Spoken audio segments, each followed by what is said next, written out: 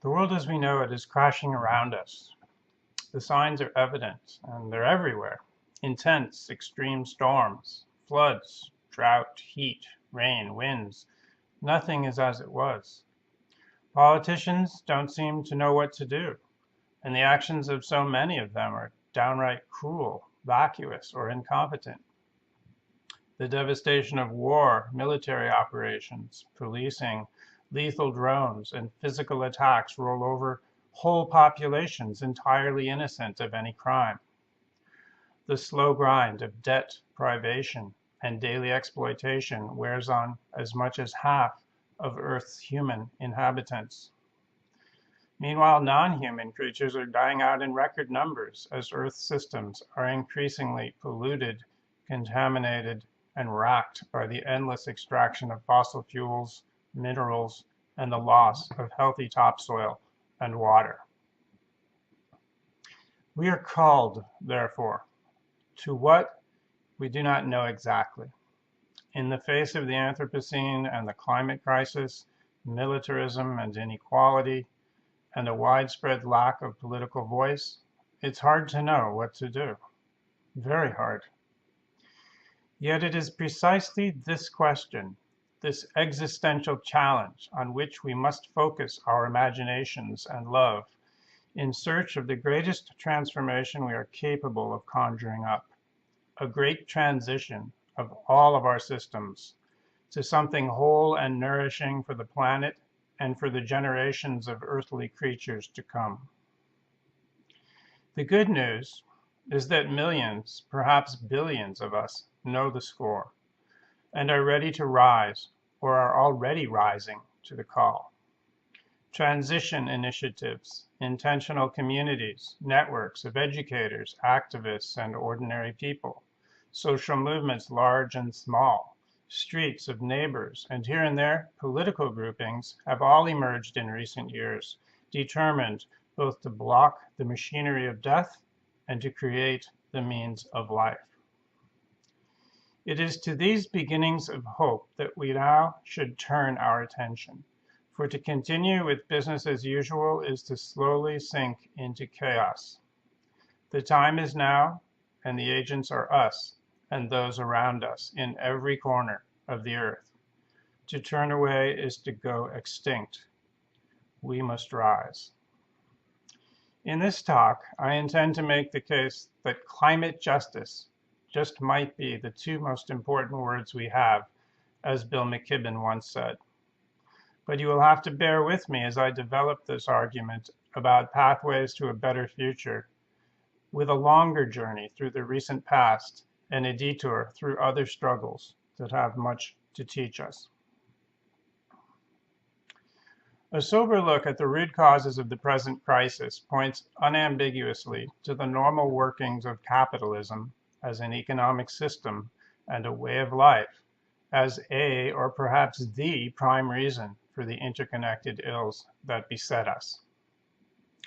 Underlying this, we find the patriarchal and racial hierarchies that capitalism's elites thrive on, the history of their colonial plunder and the dysfunctional operation of neoliberal globalization, the militarism and lack of participation that permeate and poison our cultures.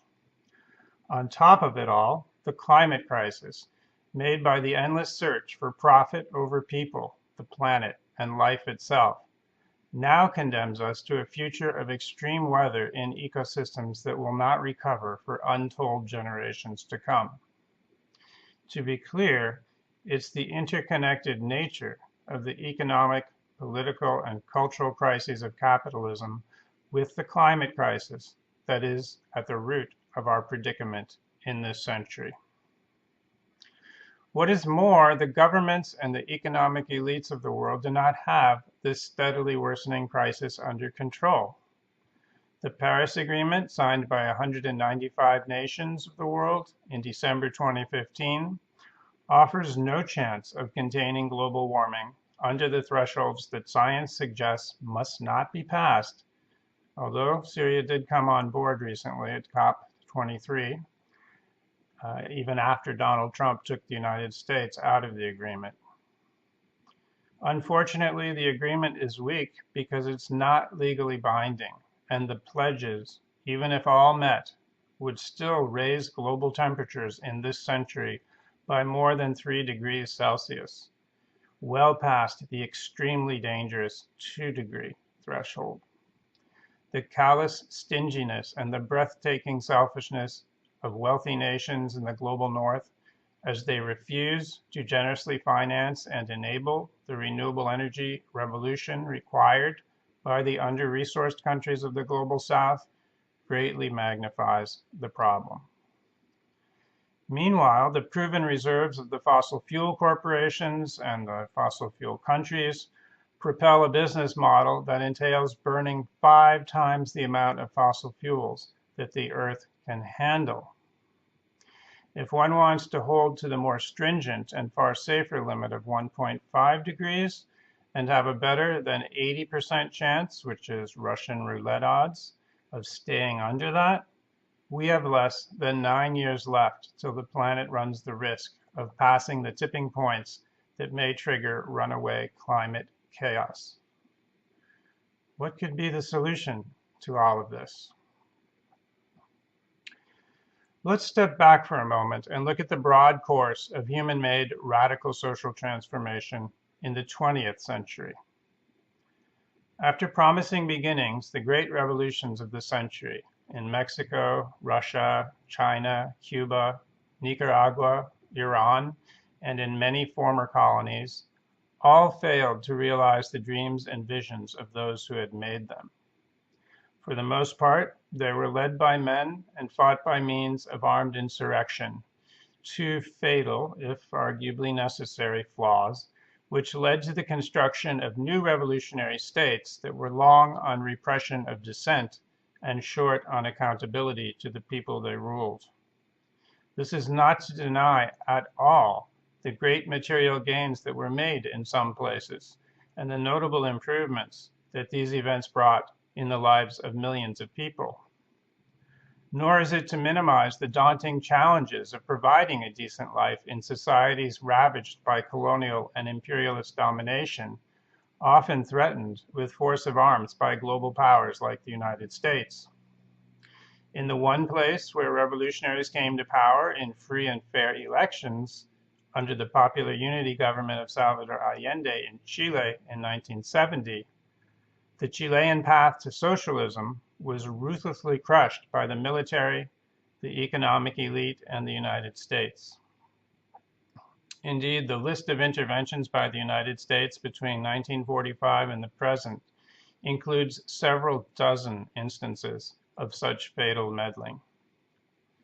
Attempts at radical social transformation were everywhere met by nearly overwhelming force across the 20th century. And when a people survived, as in Cuba, the substantial gains that resulted were paid for dearly with a lack of political voice and other freedoms.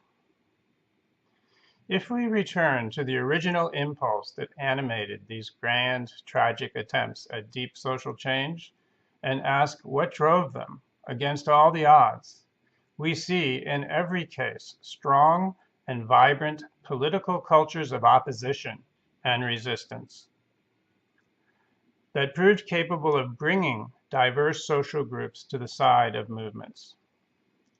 These political cultures originated in people's experiences and emotions and were expressed in complex mixtures of popular, everyday ways of articulating grievances, whether in terms of fairness, justice, dignity, or freedom, and more consciously formulated radical ideologies such as socialism, nationalism, liberation theology, and anti-colonialism.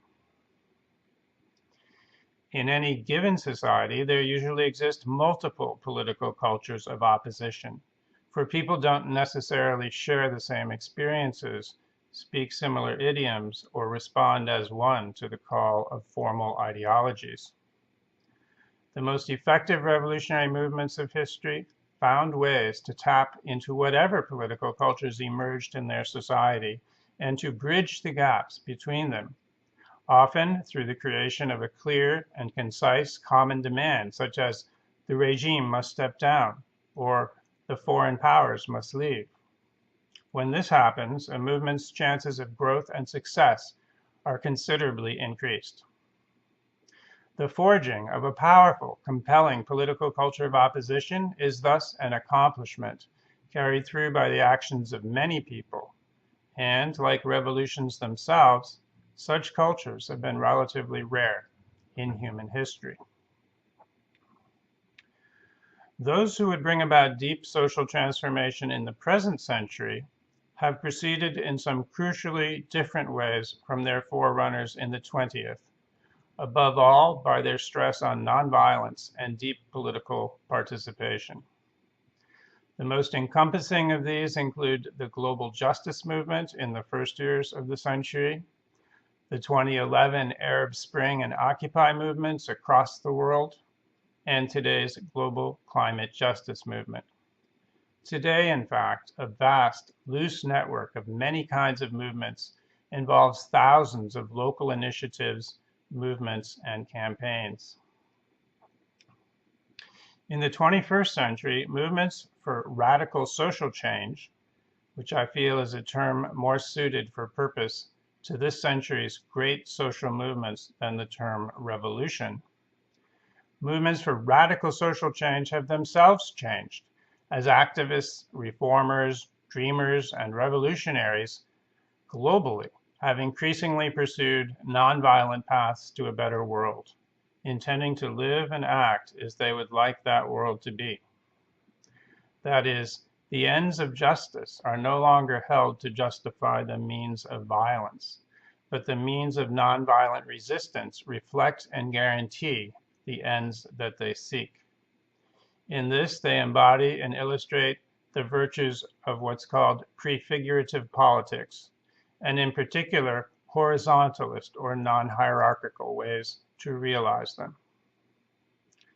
In this way, today's movements, in addition to political cultures of opposition and resistance, also place strong emphasis on what might be called political cultures of creations, or PCOCs, which can be conveniently read out loud as peacocks. This recognizes that movements become even stronger when they add a positive vision of a better world to a widely felt culture of opposition and resistance, and provide an alternative to strive for that could improve on or replace what exists. In this sense, the differences between old and new movements for radical social change include the attempt to get away from the hierarchical organizations that made the great revolutions of the 20th century and move in the direction of more horizontal, deeply democratic relations among participants. The greater expressive power of popular idioms then appeals to abstract ideology. Visionary narratives and compelling stories using all manner of media. The growing use of civil disobedience and militant nonviolence. The building of intersectional coalitions as networks that include diverse outlooks. And the salience of political cultures of creation alongside political cultures of opposition and resistance. Although, to be fair, the great social revolutions possessed political cultures of creation in their own fashion. The obvious political question is, can all our new political cultures of opposition and creation produce, or at least contribute to, the type of global transformation that's needed now to deal with a world in crisis? 21st century movements for radical social change have shown an ability to move beyond ideology in favor of the strengths of popular idioms and powerful strategic memes insisting on social justice, Black Lives Matter, water is life. But how to fashion large-scale popular spaces for democracy, and how to articulate discourses that could bring together the broadest coalitions ever seen onto a world stage, constitute great challenges that elude us. The left has achieved state power in an important set of Latin American countries, but it has not possessed the will, internal support, or in some cases the global room for maneuver to decisively redirect resources to the poorest sectors of society.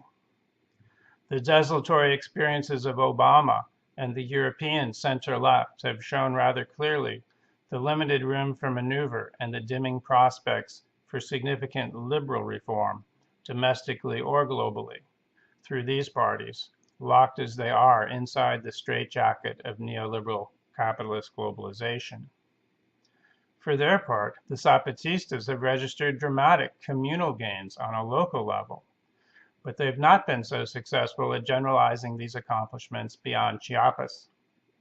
And the global justice movement was able to raise significant opposition to neoliberal institutions like the World Trade Organization in Seattle in 1999. But obviously, it has not, or perhaps could not, reverse the tide of neoliberal capitalism. What then is to be done? What lies, in fact, between or beyond direct action, prefigurative communities, and meaningful elections? One idea that occurs to me, and this idea has occurred to others as well, is to combine electing some as yet unknown kind of progressive government and forging social movements to push that government to make good on its promises from below and alongside. And for these new kind of parties that would lead them to make links with other movements, nations, and organizations everywhere. In other words, rather than the dichotomous choice between seeking to change the world through elections versus building a new society from the bottom up, the future of radical social change may well lie at the many possible intersections of deeply democratic social movements and equally diverse and committed new types of parties and political coalitions. These political parties of the future don't yet exist, but we can catch glimpses of them and hopefully learn from such experimental forerunners as the political movement that grew up in Iceland after the great crash of 2008, and the electoral foibles and fortunes of Syriza in Greece and Podemos in Spain. One could reference the Labour Party in Britain under Jeremy Corbyn as tending in the direction we wish, and also, though I know less about it, the much heralded political experiment underway in Rojava in northern Syria. Meanwhile, in Venezuela, Bolivia, and Ecuador, the Latin American pink tide has also been working near this intersection. Other struggles that point toward this include the long movement for radical reforms in Kerala, India, the experiences of the world's green parties, and the global climate justice movement. Each of these, and perhaps most of all Podemos, suggest or hint at a new kind of political entity or party without yet being that party. In Kerala, for example, a series of elected, non-charismatic, in a positive sense, left-of-center governments over the past 50 years have raised the quality of life, whether measured by nutrition, health, lifespan, access to food and shelter, or literacy and education, to standards that are superior to elsewhere in India and would be the object of envy in most of the world. They've done this despite a lack of monetary resources, a low per capita GNP, and even with deep structural unemployment, because they've been pushed from below by strong, independent social movements and civil society of workers, women, and lower castes. This synergetic relationship has succeeded in providing and maintaining relatively equitable, more participatory conditions of life for the more than 30 million people who live there, with reforms remaining intact even in periods when the left has not been in power. Authors Richard Frank and Barbara Chasen call this experience a series of radical reforms as revolution. The world's green parties also embody a new political culture of creation, themselves sometimes acting to bridge the divide between those who seek to take state power and those who seek to transform the very nature of power. Though far from power in the US and the UK, and having made truly invidious compromises when in government in Germany, they also hint at the powerful combination of social movement dynamism from below and a new kind of party organization. Moreover, they're transnational in vision and organization in a way that other parties, including those on the left, tend not to be. Iceland undertook a hopeful political experiment dubbed the Saucepan Revolution, when the raucous banging of pots and pans in well-attended street protests in January 2009 forced the right-of-center government responsible for the precipitous collapse of Iceland's banks to yield power to a new governing coalition of socialists, Democrats, Greens, and the left, who were affirmed in general elections in April 2009. In the face of horrific economic crisis, the creative actions of this left-green movement and social democratic alliance government and the many networks that pressured and supported them produced solutions such as a referendum in 2009 in which 98% of the population rejected the previous government's agreement to repay the foreign debt of the failed banks, another index of this new path to social change. Sadly, the fragility of the situation was laid bare in the April 2013 elections, which returned the center-right to power and scuppered the promise of the newly drafted but unratified, crowdsourced People's Constitution. All of these experiments provide real-world instances of the new political cultures of opposition and creation. And none of these movements, including the Arab Spring and Occupy Everywhere, is over, in the sense that most of their participants could be considered permanently lost to activism. As one activist put it, when the indigenous resistance against the Dakota Access Pipeline was ended, one of the activists, White Eagle, said, "Just because we're being removed from that area doesn't mean it's over.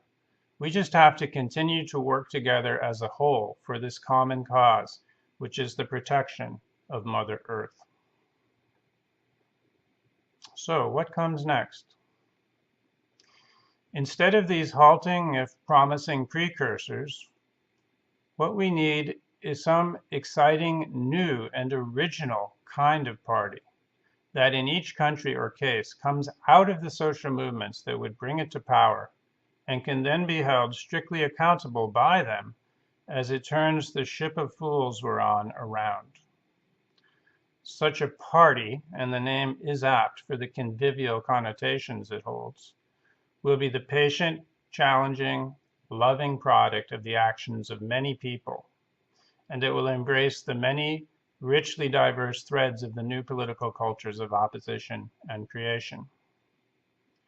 What if we could harness the people power, radical imagination, and boundless energy of all of these new actors of the future, starting by first facilitating discussions among the new social movements, then brainstorming how to fashion some new kind of party to take power where that's possible, and then perhaps beginning to support and enable all the emerging transition initiatives that exist in society to co-create radical social transformation on the national level.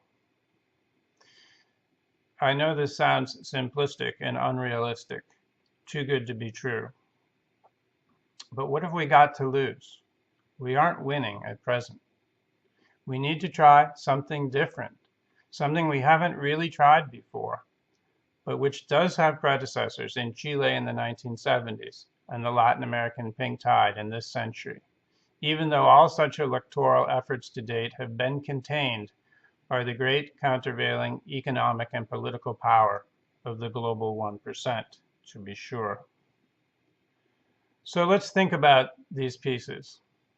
The social movements have been introduced above. Not just the Arab Spring and Occupy, but their brilliant, short-lived predecessor, the Global Justice Movement, and their offspring in Black Lives Matter, Standing Rock, and many, many other rising voices, the vast majority of them not well known.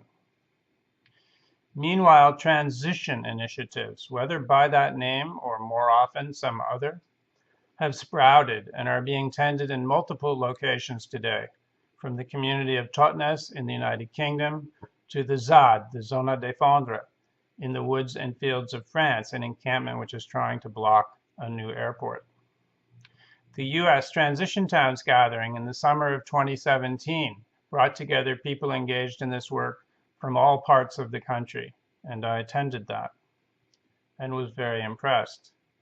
The French film Demain, meaning tomorrow, captures the vibrancy and possibility of these movements across a global space that includes urban gardens in Detroit, a zero-waste processing plant in San Francisco, the use of local currency in Bristol, England, a paper factory in France run on principles of the circular economy where practically nothing goes to waste, organic farming with solar panels on La Réunion in the Indian Ocean, and a village democracy in Kutumbakam, India.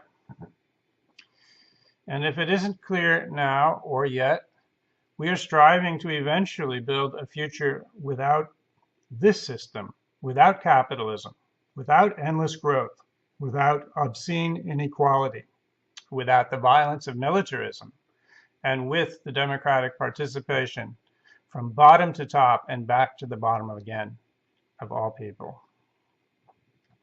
A valuable recent approach, academic approach to the problem of making change in the midst of diversity and chaos is that heralded in the title of Adrienne Marie Brown's 2017 book called Emergent Strategy: Shaping Change, Changing Worlds.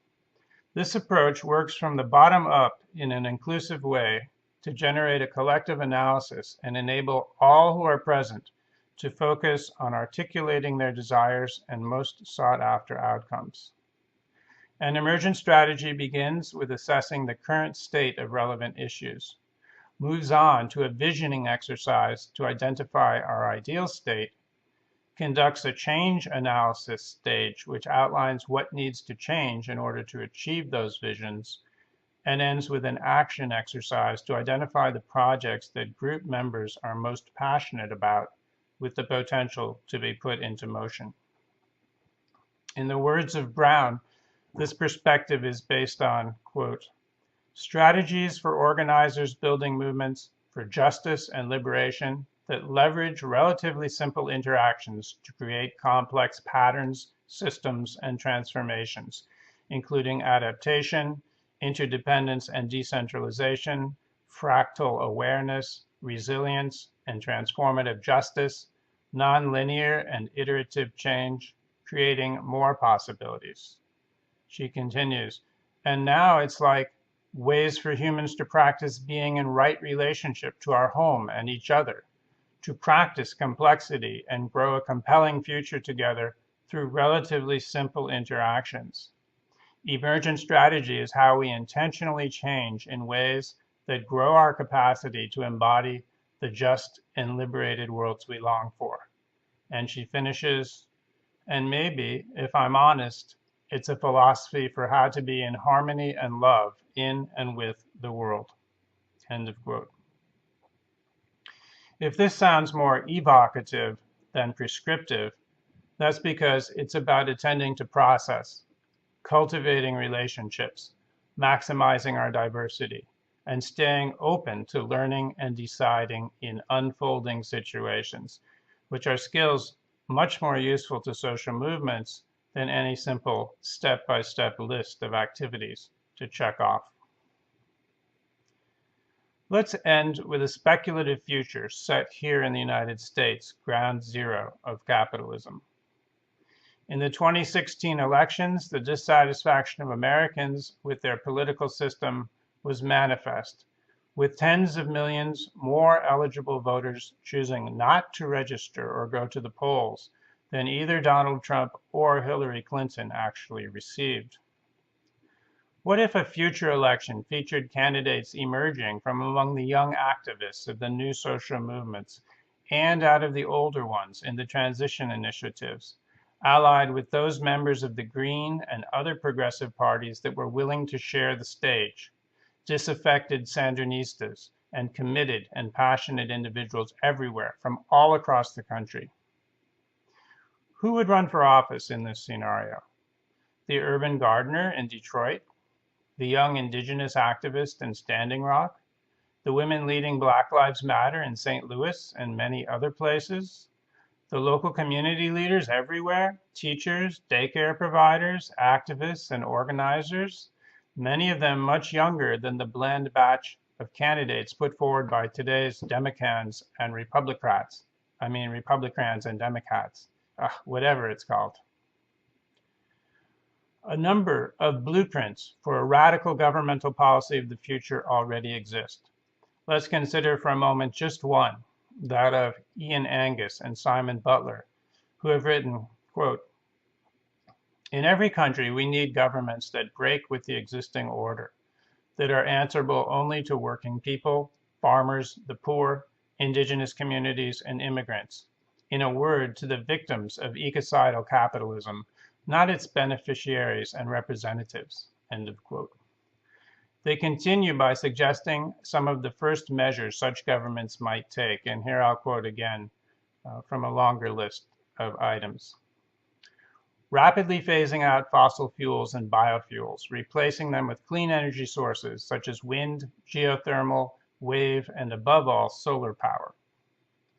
Actively supporting farmers to convert to ecological agriculture, defending local food production and distribution, working actively to restore soil fertility while eliminating factory farms and polluting agribusinesses.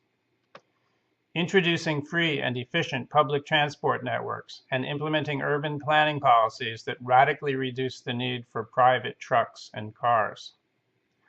Restructuring existing extraction, production, and distribution systems to eliminate waste, planned obsolescence, pollution, and manipulative advertising, placing industries under public control when necessary, and providing full retraining to all affected workers and communities.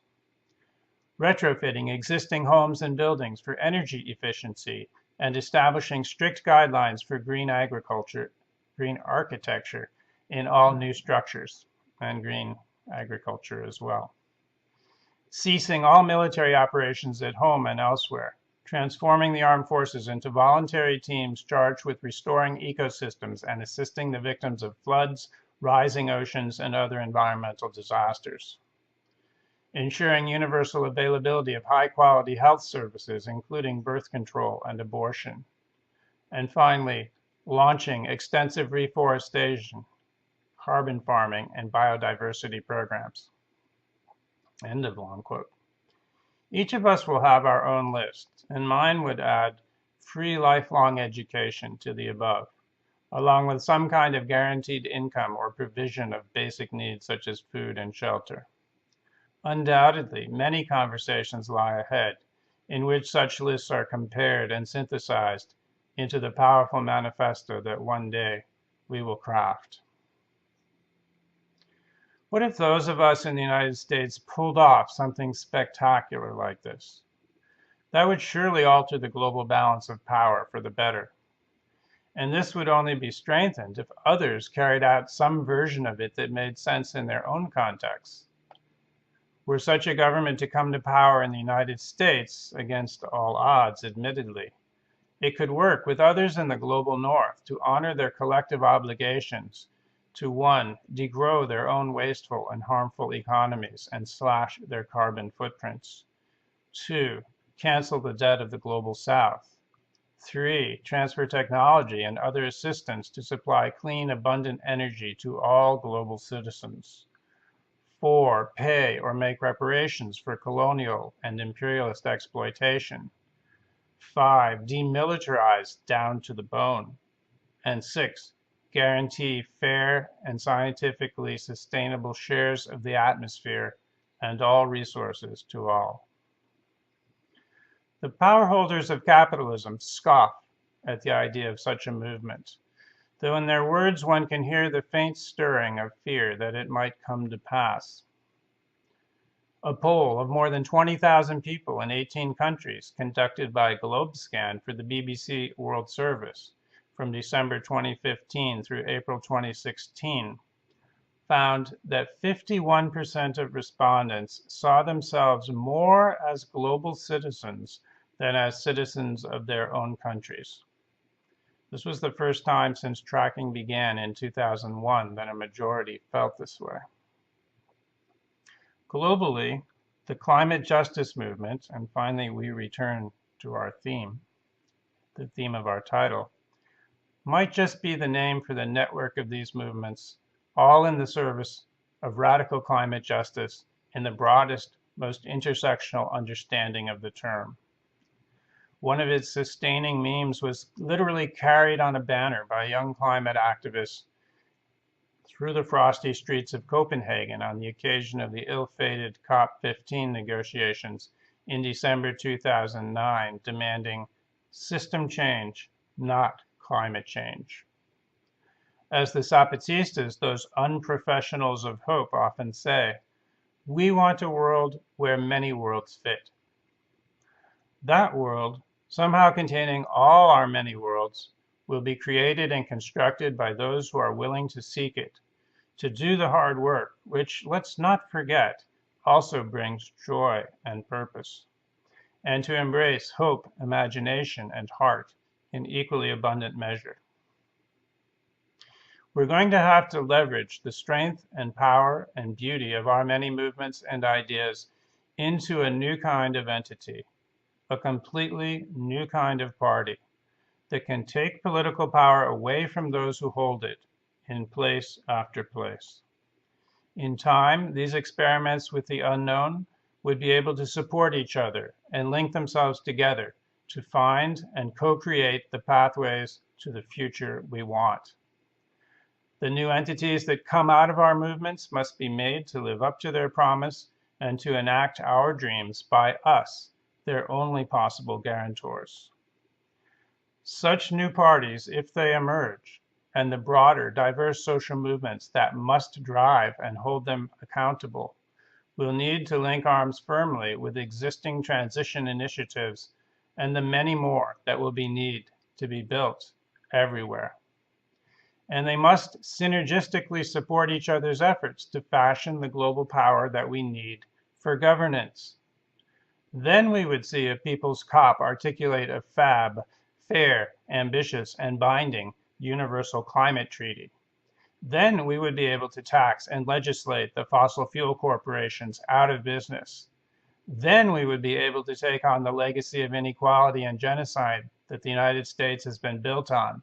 And then I offer this talk in the hope of generating further participation and passionate commitment among listeners and the millions of ordinary people who must rise to our common occasion. Otherwise, after extreme and unimaginable suffering, only nothingness awaits us, which, however likely, is simply not acceptable. The path will be long, hard, dangerous, and difficult, friends. So let's get going. Thank you.